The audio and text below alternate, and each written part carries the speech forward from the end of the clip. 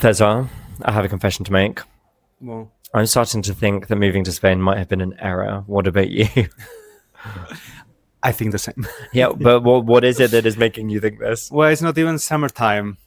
It's No, still it's spring, right? The beginning of June, technically still spring until like Yeah. 20th of June or something like that. And it's already slightly unbearable. It was slightly unbearable is actually a funny way to put it. Welcome back to another episode of English and Beyond, Summer edition. summer edition, And it's not even summer. although it's not even summer yet. As always, if you find anything in this episode difficult to understand, which might especially be the case today because we've got a little bit of background noise, there is a free transcript available on our website, www.morethan.alanguage.com. And in addition to that, you can find free flashcards of the most difficult words and phrases that we're going to be using in this episode, all about oppressive heat. Like sweating like a pig. Like sweating like a pig. Exactly. It is, for me, it is sweltering. It is like as if there were this would be like a British heat wave. At this point, they'd probably be issuing kind of like amber alerts for elderly people to take care of themselves. Yeah. And the tube, saying on the head speaker, please take a bottle of water with you. Exactly. It's really hot. Exactly. And in contrast, we're sitting here in the window of our flat trying to get a little bit of a breeze for this episode. So I apologize, listener, if you can hear the buzzing excitement of Valencian life. But, you've got little abuelas, little grandmothers, laden down with like baggage from the shops, kind of like happily moving along. And in the UK, I think we'd all be basically lying on our back, trying not to move to feel too hot. Yeah. I told you yesterday that it feels like when in London there was a heat wave. Yeah. But this is just like the normal in June. Exactly. So, I mean, it's hot enough to fry an egg on the pavement. That is a very good British idiom. Exactly. Is it? Expertly worked in, does that? It's hot enough to fry an egg on the pavement. Exactly. It is. And I think it's quite interesting how but that's the thing, actually. It's really not. In Spain, it is only just beginning. We're about 30 degrees. But I think the difference is I've never lived in it. I've lived in places that are very hot. In Beijing, it gets very hot in the summer. In Frankfurt, even it got quite hot in the summer. In London, occasionally you get heat waves, but the difference here is that it is so humid. Yeah, there's so much humidity in the air that I feel like I'm always sweaty. Yeah, that's Asian. I forgot how much I used to sweat, like in Valencia. Because it's true, we've been to places like Madrid in August, in the middle of summertime, really hot, over 40 degrees. And it's not felt like this. But it's not as humid as in Valencia, so you can actually, bear it. I think the difference for me as well as a Londoner is that when you have weather like this in London, people appreciate it because they go out, they sunbathe, they soak up the sun. They want to take advantage of that sweltering heat, of that kind of uncharacteristic summer heat. So whereas here in Valencia, basically people have to go about their everyday lives because it's like this half the year. I mean, in reality, I have to tell you something. Like Valencians have a solution for this. Mm-hmm. Basically, many people have a second residence, a second house out in the mountain or near the beach. Mm-hmm. So they normally, during summertime, June, July, August, they leave the city. Yeah. And they go to these places where it's either slightly cooler, or you are just next to the beach, so you can actually go to the beach, or you've got a swimming pool. Yeah. So that's why we don't have a second residence, so we will need to put up with it. But yeah, that's what people do. And also, as we know now, many people don't work in July or August, especially August. I remember when I lived in Milan. In August, people just left. I think I was basically the only person in the office in August in Milan because I didn't have any holidays left. Yeah, holiday days left. So, but in Milan, it didn't feel as oppressive as it is here. I recognize that I've spent 5 minutes talking about how awful the heat is here, but this is literally why British people come to Spain and why every time I told someone when I was living in London, oh, I'm moving to Valencia, you're like, oh, I am so jealous. But I don't know. I am a person that runs hot anyway. Yeah. I am a person who naturally, even in winter, when everyone else is wearing jumpers and coats, I'm literally in a t-shirt, kind of like fanning myself with it. You don't even have winter pajamas. No, I sleep in boxers the whole year round. Or a t-shirt, something. Yeah. But interestingly, how, apart from having a second residence, how do you think people cope with this heat in weather like this? Do you think they go in Spain? We've got different type of coffees, well, like anywhere in the world. But do you think people go for like café del tiempo in Valencia, which is like iced coffee? Do you think that's better? Because I'm just saying this because apparently, when it's really hot, you shouldn't have cold stuff. It's better to regulate your body temperature to have hot stuff, like hot coffee, for example. Like literally when it's really hot or like room temperature? No, hot. Yeah, that's interesting. I don't know. I mean, don't know the chemical of it. Or I know that one of the newspapers that my parents read, they complain a lot about young people. Because there's definitely a newspaper for older people. And I remember one of the articles basically complaining about young people always needing to have a bottle of water in their hand, that they can't cope with being out without a water bottle for even an hour. Yeah. And I guess that the most important thing is probably just to make sure that you're not getting dehydrated. Yeah. So even though I may be indicative of young people being in my mid-30s, I think that's the thing that I would do, just constantly having water. Yeah. Well, it's really important to avoid sunstrokes. Yeah. I mean, the other thing that I'm doing is I've put on some clothes for this episode because basically at the moment I am spending 90% of my time almost naked because I just can't cope wearing anything more than that. I'm not walking around the streets like that. I hasten to add, I am at least putting on a tank top when I walk down the street. But when we're in the flat, I'm wearing almost nothing to avoid it, basically, I would say. And it's getting complicated when it comes to recording podcasts, for example, because, well, firstly, it's really hot, but also there are works on the street, there are works on different flats around us.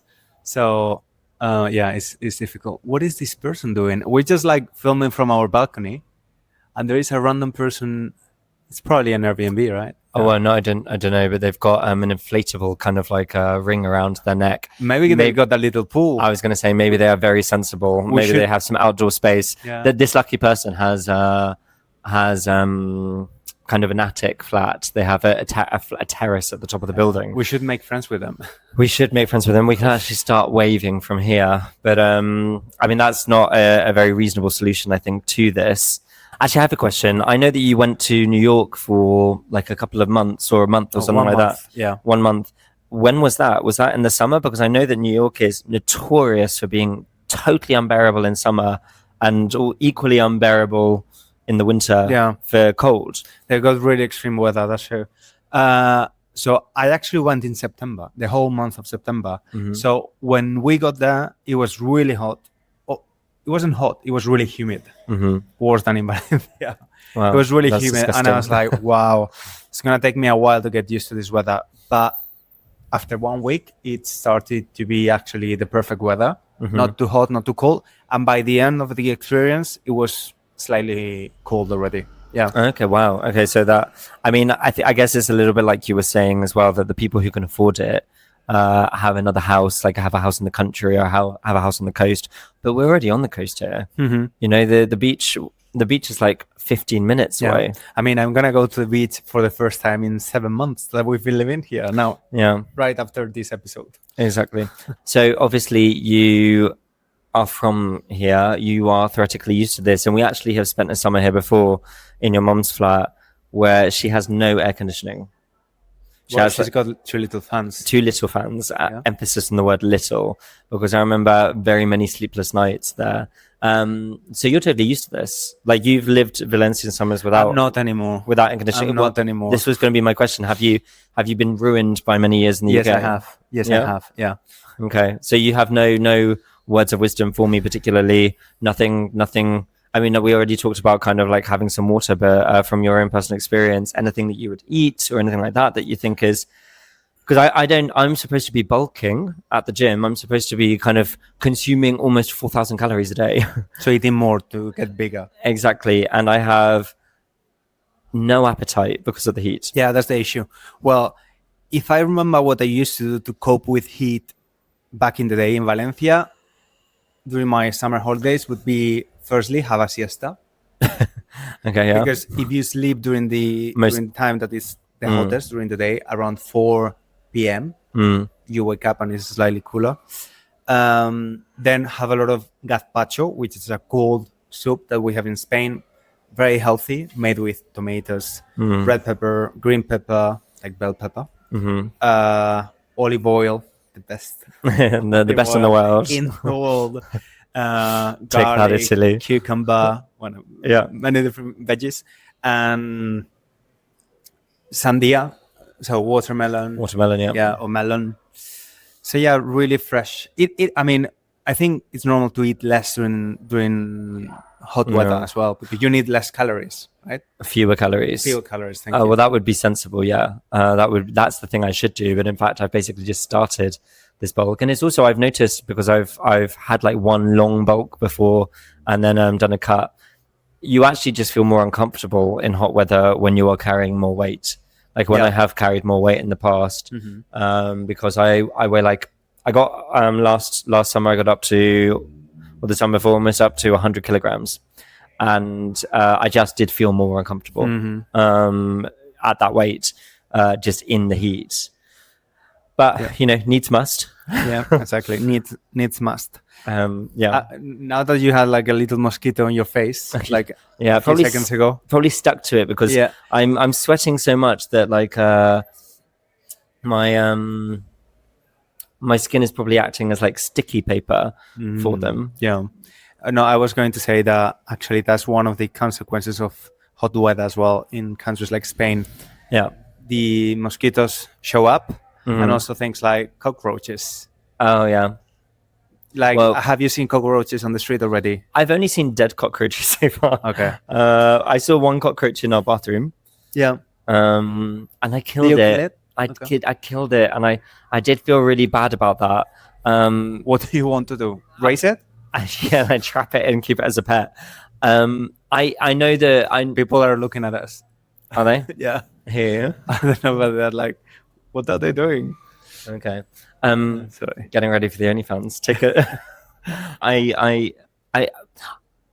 Is it sensible to kill them? Or because I've heard, I don't know if it's true, but I've heard that some bugs, when you kill them, they kind of release a pheromone that attracts others to come and defend them. Ants do that, right? I think that's why you have to clean properly once you kill it. The cockroach. I think so, yeah. And also because of the eggs, maybe. I don't know. Yeah. I'm not an expert in cockroaches. Okay. But another thing, I know it's a silly thing, but one of the things I don't like about summer, it's like breaking a sweating a lot, sweating like a pig, and having this mark. Do they have a name? When you have the marks under the armpit? Well, as you know, English is an extremely inventive language. And so we call them sweat marks. How creative, exactly. Yeah. I do tend to avoid wearing clothes because I sweat so much, which are going to show the sweat marks, because I personally don't care if other people are covered in sweat, but I worry that I see other people tell me that they find it disgusting, right? And so I feel like I don't want to disgust people too much. Well, I don't find it disgusting if it's fresh sweat. Yeah. I mean, we're human. No, and sweat only really smells when it's dried, right? Oh, okay. I think so. Or it smells worse when it's dried. What an episode this is becoming. We should, and as you know, there are different type of sweat, right? Like, the sweat that comes from fear, that's the smelly one. Yeah, well. But you could use a horrible word. I actually really hate the word smell. I think smell is a horrible word. Scent, you could say, but that's quite nice. Pungent. It's like a good adjective for something that smells bad. Odor, you can say as well, which is where you get deodorant from, to get rid of that odor. So these are all great words that you can use for the sense of smell. Amazing. Yeah. And is the expression I used before, to break a sweat, something that you say when you start sweating? Or it's only for like when you do something really difficult? It's I think people use it quite metaphorically, but also literally in the context of maybe if someone is, let's say you've got two people running a race and one of them wins really easily, you could say, he didn't even break a sweat beating his companion. So you could say something like that. One word I learned as well preparing this episode that I thought it was quite interesting is the word torrid, which means really hot as well. Yeah. But you can also use it in a figurative way to talk about like a love affair. And we use it in Spanish. So I'm going to start using torrid all the time. Oh, yeah? Sorry, you've got something in your eye. Not a mosquito. Oh. Eyelash? I'm sorry. Cockroach? That was done very badly, wasn't it? You almost lost your eye. Why did you pull my eyelash? Yeah, so torrid we do. I've never, well, I'm sure that it is used to describe weather, but I almost have exclusively heard it used to describe relationships, like a torrid affair. You know, and yeah, I would say like especially adulterous relationships where you get that theoretical passion. So juicy. I would say juicy, yeah, exactly. Sorry. What's up? This is like a way to introduce the start. Well, they actually do say, don't they, that in summer your blood gets hotter, right? Or people one of the reasons that they say that Mediterranean people are so passionate, dramatic, is because the heat boils their blood, right? We say in English that my blood was boiling, imply that you're already angry or something like that. But there is kind of like a romantic, passionate, maybe sexual implication to the heat as well. No? And I do agree. I think people, maybe because they're on holidays during summertime, but I think people are more sexually active, maybe, despite of the heat. Yeah. And in Spanish, we got a phrase, we got a saying that says, "La primavera, la sangre altera," which translates as... Oh, I wasn't even listening. What was it? La primavera, la sangre. La primavera, la sangre altera. La altera. Oh, okay. La primavera, la sangre. I will translate it myself. I want to do it. La primavera, la sangre altera. So like the spring modifies the blood. Yeah. Like alters the blood. Yeah. Like you are more... The spring? After the winter? Yeah. Okay, fine. But I think that could be applicable to summer. And we haven't talked about something very summery as well, which is like summer love. Summer loving. Have you ever had any? Yeah, Sandy, and what were their names? The main characters from Danny Greece. and Sandy. Have you ever had any Danny in your life? Or Sandy? I guess no? I mean, it was September. It was September. It was still summer. Was it? Yeah, it was still summer. No, I feel like I haven't really actually had that. How's that?